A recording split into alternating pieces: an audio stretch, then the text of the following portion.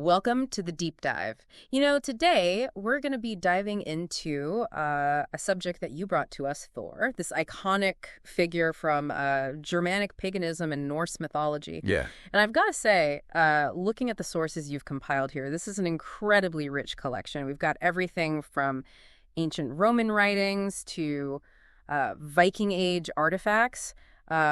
Right up to modern comic books. Mm-hmm. So our goal here is to really get to the heart of Thor, his many roles, the evolution of his names, and why he continues to hold such a powerful place in our imaginations after all these centuries. Absolutely.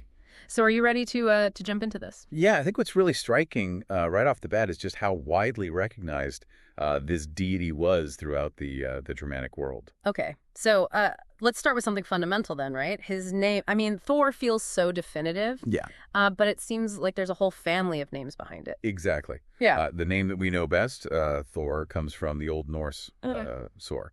But if we look across the Germanic languages, we see a really clear pattern. So in Old English, it was Thonor. Okay. Old Frisian had Thunar. Uh-huh. Old Saxon used Thunar. Okay. And in Old High German, he was known as Donar. So it's like you're hearing that echo of thunder in all these different languages. Right, exactly. So what's the original source then for all these variations? So they all ultimately derive from the Proto-Germanic theonym of theonym, meaning a name for a god. Yep. Kunaras. Okay.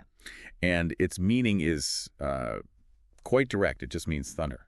That's so interesting because it really is right from the beginning. Yeah. His core identity is tied to this powerful natural phenomenon. Mm-hmm. That tells us a lot, I think, about what must have been a very vital force in their world. Absolutely. Now, the name, it wasn't fixed even within Old Norse, was it? No. I recall seeing something about some earlier forms. That's right. So while Sor is the form that we encounter, the single-syllable form that we encounter most in Old Norse texts, Mm-hmm. linguistic evidence points to earlier two-syllable Proto-Norse forms. So we can reconstruct Vunar, which likely evolved from an even earlier Funaraz, and Okay, also yes. Funar, which came from Funaraz. Okay. And you can actually see a trace of this in modern Elfdalian.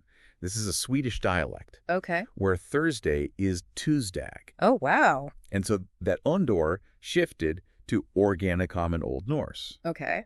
So while these different forms might seem kind of, technical, they give us these fascinating clues Yeah. about how language itself was evolving and how the name of this important god was changing over time within early Norse. So fascinating how language preserves these ancient connections, going back so far. Now, this is where it gets really interesting for me because there seemed to be some debate among scholars about the exact Proto-Germanic form. Mm-hmm. So what's behind these different theories? So the debate centers on reconstructing that earliest form. Okay. So Funaraz finds support in Elfdalian and that runic inscription from Halbjens in Gotland dating to around 700 AD, Oh, okay. which includes the sequence of the Rose. Okay. On the other hand, Funaraz is compelling because it's almost identical to the name of the ancient Celtic god Tyrannus. Oh, okay. It would just involve a shift of sounds, or what we call metathesis, from an even earlier Teneros. Okay. And then you have Funraz, which Hjalmar Lindroth proposed. And that neatly explains the unrendered development leading to Fur, Okay. though it kind of loses that close tie with Tyrannus. Right. So even the experts are still kind of piecing together these ancient linguistic puzzles, and different interpretations offer slightly different pictures of the past. Just like detective work, right? Yeah, With sounds and letters across millennia. absolutely. And there was even a connection to an even older linguistic family, right? Proto-Indo-European. Precisely. So these Proto-Germanic forms are likely related to the Proto-Indo-European root, Setstan, Okay. which also means thunder. So again, going way back. Absolutely. And we see this in the Latin epithet tonans, applied to Jupiter, Mm-hmm. and in the Vedic Sanskrit word stanayati, which means thunders. So, wow. I mean, this concept of a thunder god, Yeah. this has some incredibly deep roots. Yeah, scholar Peter Jackson even suggests that these different thunder god names might have originated as just epithets or descriptive titles for the main Proto-Indo-European thunder god, Okay. Perkunos. Okay. And so the Vedic weather god Parjanya is also called Stanayatnu, meaning thunder. which supports this idea. So Thor, Jupiter, Indra, these might all be distant relatives in this thunder god family tree. Exactly. And what's particularly striking is that potential perfect match between Tonaros, the basis for Tyrannus, and Tunaras. So they both appear to go back to a very, very similar form. And this is really significant when you consider early linguistic contacts between Celtic and Germanic speakers. And adding in other related terms, like Meldunjas Meldo, which might have been a lightning weapon, and Fergunja Fercunia, perhaps indicating mountainous terrain, suggests a shared inheritance of thunder god concepts. Yeah. So it raises all these really fascinating questions about the early interactions, shared beliefs of these cultures. Yeah. Did this linguistic connection also imply some shared religious practices or concepts? Right. Absolutely fascinating. Okay, so the name itself is a deep dive. Let's move on to where we first start seeing some historical mentions of Thor and the Romans as meticulous record keepers. Yeah. It seems like they took notice of him. Absolutely. So the Roman era provides our earliest written attestations. Okay. Though they are kind of filtered through what we call Interpretatio Romana. Okay. So Roman writers would identify gods from other cultures with their own deities based on these perceived similarities. So it's like a Roman way of saying this foreign god seems to do a similar job to one of ours. Exactly. So Tacitus, in his late 1st century work, Germania, talks about the Suebi tribes worshiping Mercury as their principal god, whom we understand to be Odin. Okay. But he also mentions Hercules and Mars being appeased with animal offerings. And so in this context, Hercules is almost certainly Thor. Okay. And Mars is likely Tyr. Okay. And so the identification of Thor with Hercules probably just came down to the shared imagery of a powerful weapon. Right. You know, Thor's hammer and Hercules' club. Powerful figures with powerful tools, a connection that makes sense at a certain level. Right. But that does raise a great point. How much can we really rely on these interpretations given potential for Roman biases or misunderstanding? Exactly. And Tacitus mentions Hercules again in his Annals, right? He does. So he refers to a sacred wood dedicated to Hercules beyond the Buza River, which further indicates the presence and the importance of this deity we now know as Thor in Germanic regions. Okay, and there's this figure, Hercules Magasanus, in Germania Inferior. Mm-hmm. How does he fit into this picture? So given the Roman tendency to equate Thor with Hercules, right? Scholar Rudolf Semek suggests that Magasanus might have been an epithet, a sort of descriptive title, originally attached to the Proto-Germanic thunder god. Okay. Hunras. Okay. So it might have been a regional way of referring to Thor. Got it. Okay, so the Romans give us a glimpse, albeit through their own cultural lens. What happens after the Roman Empire's influence kind of wanes in those areas? So the post-Roman era gives us a lot more direct evidence. Okay. Including the first actual recorded instance of the name. Okay, this is great. So the Nordendorf fibulae, jewelry from the migration period found in Bavaria, has an Elder Futhark inscription. Okay. With the name Sonar, which is the Southern Germanic form of Thor's name. Okay. So it's Dunar. Okay. And Elder Futhark, by the way, was an early form of the runic alphabet. Got it. So this is a tangible link yes. to the past. Yes. And the Old English texts also pick up on him using the name Thunor. Exactly. So around the second half of the 8th century, we see mentions of Thunor in Old English texts. Interestingly, Thunor is sometimes used to gloss Jupiter in these texts. Okay. Again, showing that kind of perceived similarity. Right. There's a potential reference in the poem Solomon and Saturn. Okay. Which talks about thunder striking the devil with a fiery axe, which could allude to Thunor's weapon. Okay. And the Old English phrase Honorad, meaning thunder ride, might refer to his famous goat-drawn chariot. The goat chariot. I love it. We'll definitely get to that legendary mode of transport.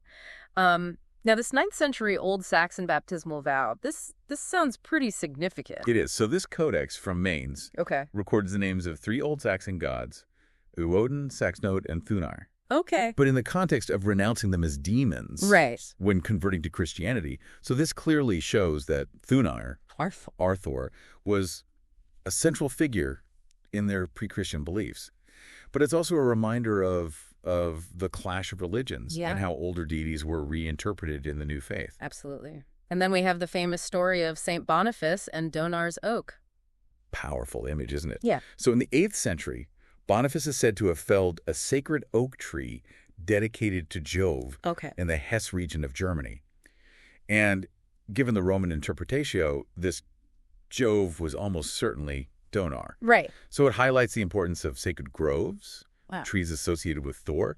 To talk about a symbolic act of asserting the new religion over the old. Indeed. And even a later Kentish royal legend seems to hint at a fading memory of Thunor as a deity. That's right. So the 11th century Kentish legend tells of a villainous reeve named Thunor who is swallowed by the earth. Okay. And so the place becomes known as Sunor's Liwe, or Thunor's Mound. Okay. So scholar Gabriel Turville Petrie suggested that this story reflects a time when the understanding of Thunor as a god's name had been lost. Right. And it was reinterpreted as a personal name. Right. So the god becomes a local legend. Exactly. The name attached to a place.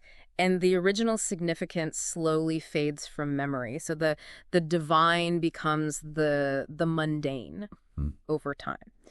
Now let's jump ahead then to the Viking Age, Thor's apparent heyday, and Adam of Bremen gives us some juicy details. Yes. About the temple at Uppsala. Yes, he does. So Adam of Bremen, writing in the 11th century, Okay.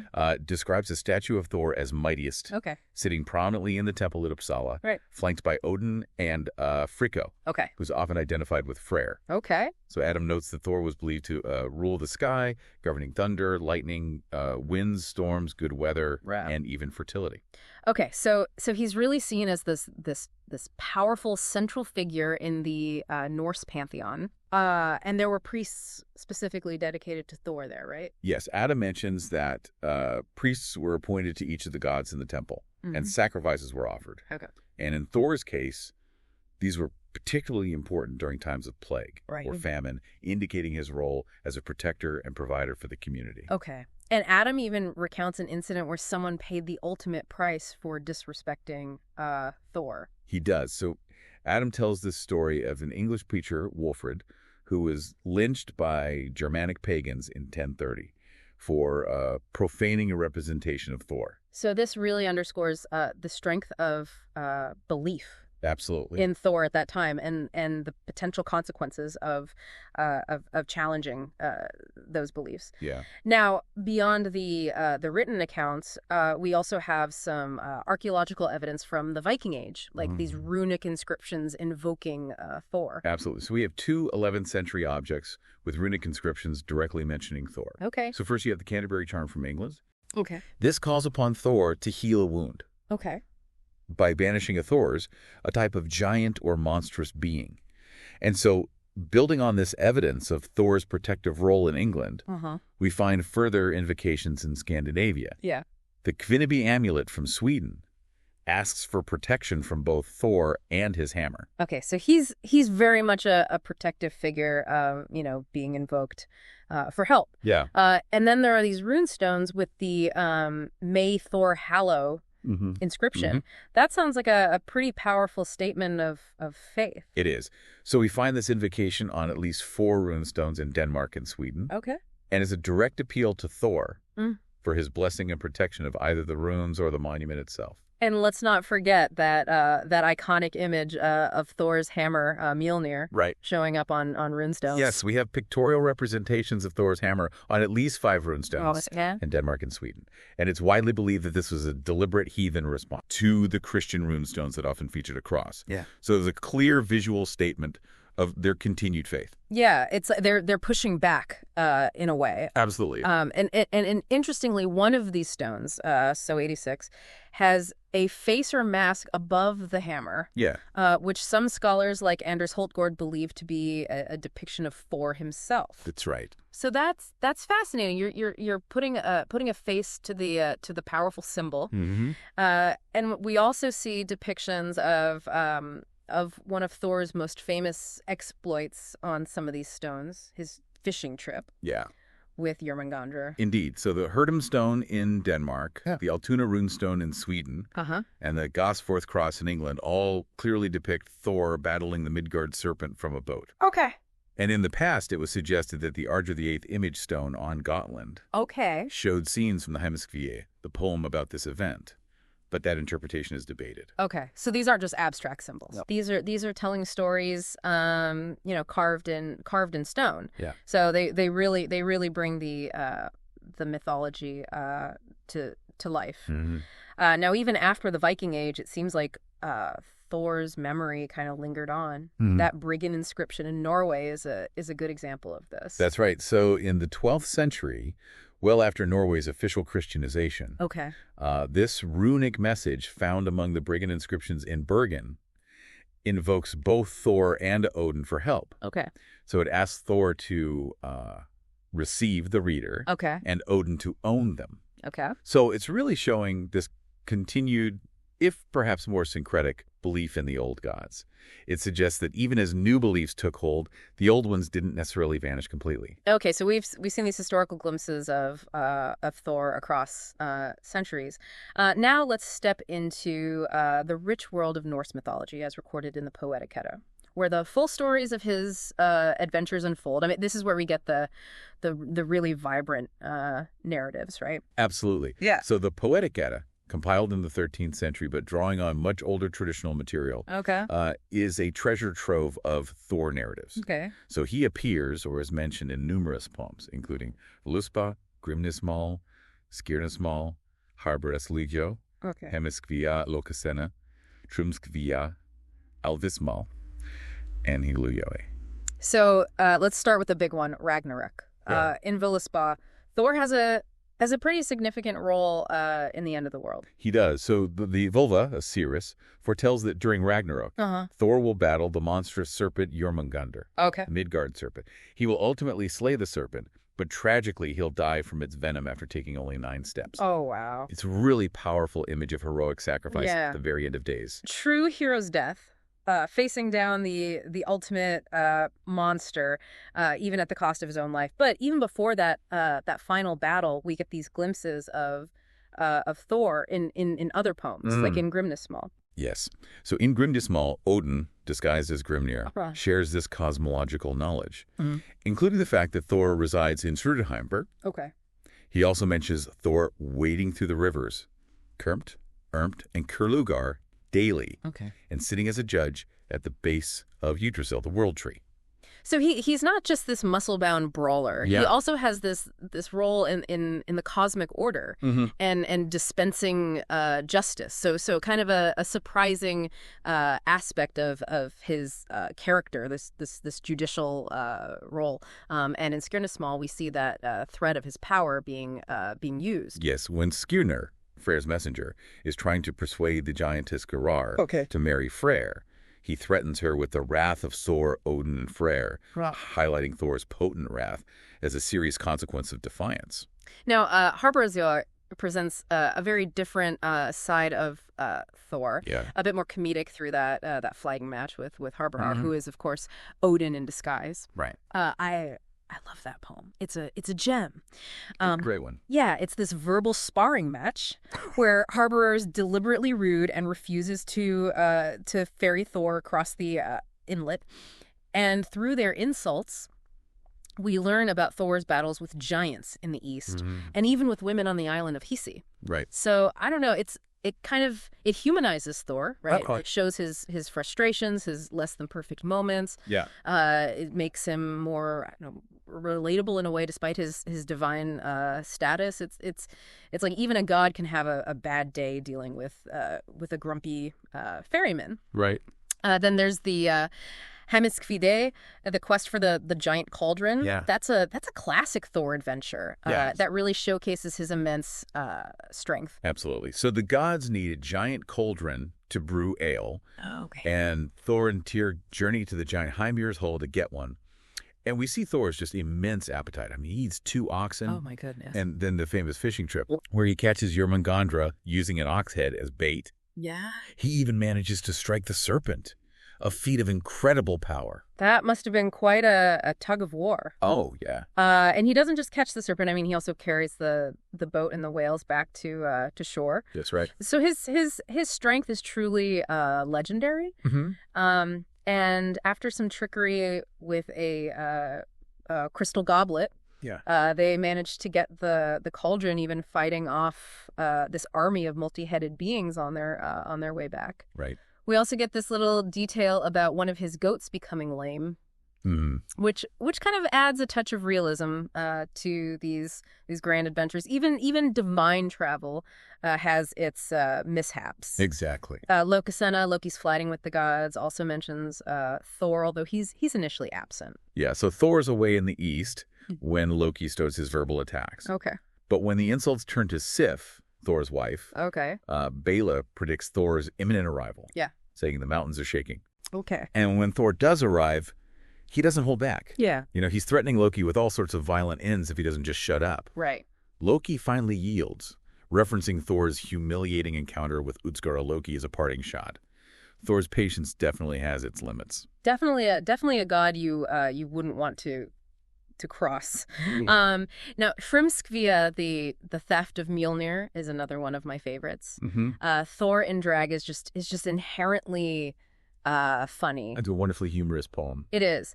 But what does this humorous myth tell us about the Norse gods? So when the giant Fimrower steals Mjolnir and demands Freya as his bride in return, the gods have to resort to trickery. And so Thor, much against his initial wishes, is dressed as Freya. And so Loki's clever and often ridiculous explanations for Thor's unfragile-like behavior.